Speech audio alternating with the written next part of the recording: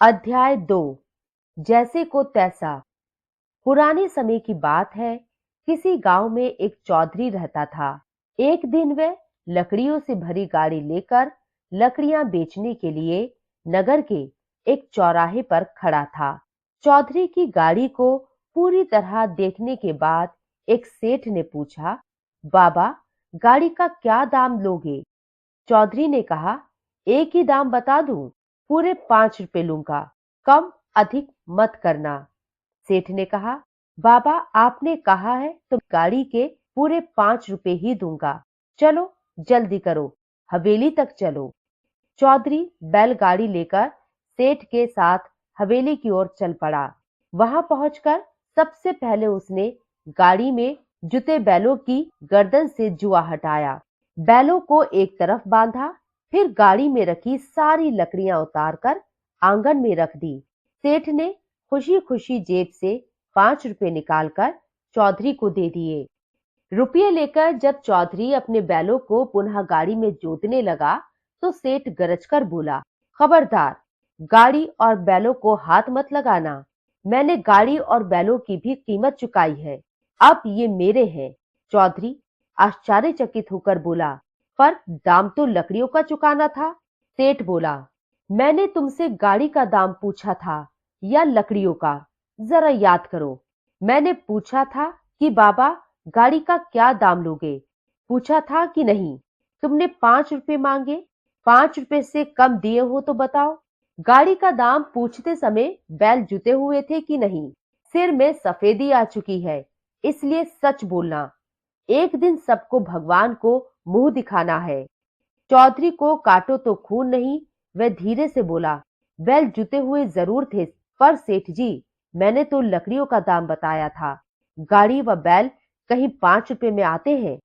सेठ ने तुरंत कहा, पर मैंने तो गाड़ी का दाम पूछा था और गाड़ी के ही दाम देने की बात भी की थी। गाड़ी व बैल 5 रुपए में आते हैं या नहीं, ये तुम जानो। आदमी की जुबान की कोई कीमत होती है या नहीं? अब चुपचाप चलते बनो, नहीं तो धक्के मारकर निकलवा दूंगा। मेरे यहाँ लड़ाई झगड़े नहीं चलेंगे। चौधरी बूढ़ा था, चतुर भी नहीं था। गाड़ी छोड़ते हुए उसके कलेजे पर आरी सी चल रही थी। वह सेठ के आगे हाथ जोड़कर गिड़गिड़ाया, उसके पांव में अपनी पगड़ी रखी, पर सेठ के कान पर जू तक नहीं रेंगी। वह अपनी बात पर अड़ा रहा। चौधरी को समझाने लगा कि दुनिया में जुबान से बढ़कर कुछ नहीं है। जुबान से ही उन्नति होती है। जो जुबान से पलट जाए वह आदमी कैसा। बेचारा चौधरी उदास होकर हवेली से निकला और अपने गांव आ गया। घर पहुंचते ही बड़े बेटे ने उससे पूछा, बाबा, बैलगाड़ी कहाँ है? रास्ते में खराब हो गई क्या? बहुत तकलीफ हुई होगी। बूढ़े ने खींच कर कहा, मेरी बैलगाड़ी तो ठग ली गई। तुम में दम हो तो कुछ करो। उस चतुर सेठ के आगे मेरी एक न चली। तकलीफ की क्या पूछते हो? शहर से पैदल आ रहा हूं। चौधरी ने अपने बेटों को सारी बात बताई। चौधरी के 4 जवान बेटे थे। सुनकर उनकी आंखों में खून उतर आया। 3 बड़े बेटों ने उससे कहा, चलो हमें उस सेठ की हवेली दिखा दो, हम उसकी ईंट से ईंट बजा देंगे। उसकी इतनी हिम्मत कि इस प्रकार गाड़ी बैल रख ले। पर सबसे छोटा बेटा कुछ और ही सोच रहा था। वह बोला, मैं अकेला ही उससे निपट लूंगा, तुम्हें कुछ करने की आवश्यकता नहीं पड़ेगी। कल मुझे दूसरी गाड़ी से लकड़ियां ले जाने दो, सेठ को उसी के तरीके से सबक सिखाऊंगा। चौधरी का चौथा बेटा बहुत होशियार था। दूसरे दिन वह बहुत ही सुबह सुबह घर से निकल गया और उसने नगर के उसी चौराहे पर अपनी गाड़ी खड़ी कर दी। पिता ने उसे सेठ का हुलिया अच्छी तरह समझा दिया था। कल का दांव सेठ के लिए बहुत लाभदायक रहा था। उसकी सफलता से प्रसन्न वह आज फिर वहीं आया। लकड़ियों से भरी गाड़ी देखकर उसकी बाछें खिल गईं। सेठ ने उसके पास जाकर पूछा, चौधरी, गाड़ी बिकाऊ है क्या? चौधरी का बेटा तुरंत समझ गया कि यह वही सेठ है, इसलिए उसने कहा, सेठ जी, यह भी कोई पूछने वाली बात है? बेचने के लिए ही तो आया हूं। गाड़ी शब्द पर जोर देते हुए उसने पूछा, एक ही कीमत बता दे, इस गाड़ी का क्या लेगा? मुझसे मोल भाव वाली बात मत करना। चौधरी के बेटे ने भी कहा, सेठ जी, मोल भाव में क्या रखा है, सामने वाले को देखा जाता है। एक ही कीमत बता दूं, इस गाड़ी के 2 मुट्ठी टके लूंगा। आपको ठीक लगते हो तो बोलो। सेठ को लगा कि यह तो कल वाले बूढ़े से भी भूला है। मुट्ठी का क्या है, मुट्ठी में 1 टका बंद कर सकते हैं और 2 भी। बंद मुट्ठी को तो खोलने पर ही पता चलता है कि उसमें क्या है। आज ये मूर्ख खूब मिला। फिर सेठ ऊपरी मन से बोला, गाड़ी का दाम तो तूने ज्यादा बताया है, पर कोई बात नहीं, मेरी हवेली पर चल, इस गाड़ी के पूरे 2 मुट्ठी टके ही दूंगा। उधर चौधरी का बेटा सोच रहा था, अब इसे जिंदगी भर के लिए लकड़ियां खरीदना ना भुला दिया तो अपना मुंह लेकर कभी घर नहीं। हवेली पहुंचते ही सेठ ने कहा, बोहनी के समय पहले दाम ले ले, फिर गाड़ी खोलना। यह कहकर सेठ तेजी से हवेली के भीतर गया और दोनों मुट्ठियों में 1-1 टका बंद करके चौधरी के बेटे के पास आकर बोला, ले अपने दाम।